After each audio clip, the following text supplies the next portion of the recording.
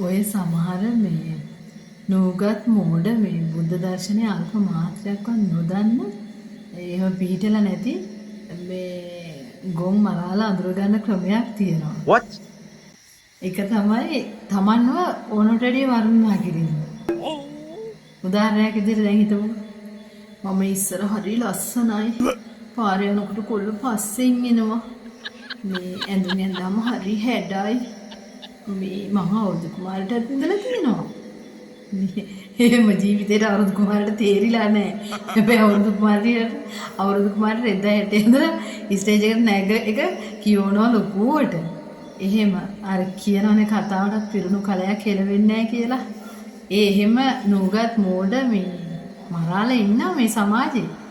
මේ ඇත්තම කිව්වොත් දැන් ඔය සමහර වෙලාවට කියනවා ඒ වගේ අය තමයි කියන්නේ.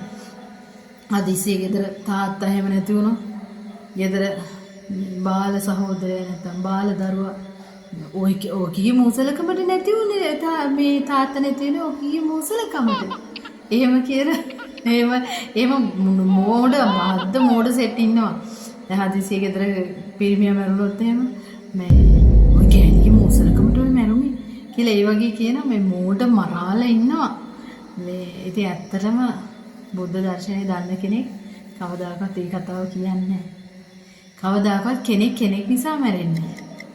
මොකද උදාහරණයක් හැටියට මං හස්බන්ඩ්ගේ ආයුෂ මං අරන් ඉන්නේ. මගේ තාත්තාගේ ආයුෂ මං අරන් ඉන්නේ. මගේ අම්මගේ ආයුෂ මං අරන් ඉන්නේ. ඒ ආයුෂ ගේන්නේ ඒගොල්ලෝ. ඒගොල්ලෝ ගේන ආයුෂ අනුව තමයි ඒගොල්ලෝ ජීවත් වෙනවද නැද්ද කියන එක තීරණය කරන්නේ. ඒ ආයුෂ අරන් එන්නේ පෙර කරන පව්පින් කර්මඵල අනුව.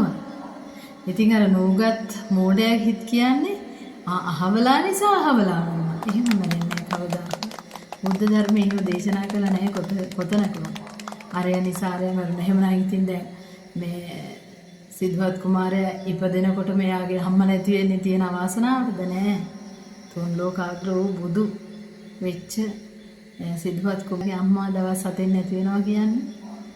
එතකොට එහෙනම් ඒකත් එහෙම බැලුවොත් ඒකත් අපිට හිතන්න දෙයක් තියෙනවනේ. එතකොට ඒ අර බුදුදහම අල්ප මාත්‍රයක නොදන්න මෝඩයෝ ඒ වගේ කතා කියනවා. දැන් කසාදයක් බැඳලා මාසෙකින් විතර හස්බන්ඩ් එහෙම මැරුණොත් ඒ කෙල්ල ඉවරයි ඉඳලා. හායි. ඒ කෙල්ල ඉඳලා ඉවරයි. හදිසියෙ බැරි වෙලාවත් බැඳලා දරුවෙක් එහෙම නැතුව ගියොත් ඒ ගෑණි ඉඳලා ඉවරයි. එහෙම සමාජයක් තියෙනව නැතුව නෙමෙයි. එහෙම මිනිසුන්ට අනුකම්පා කරන්න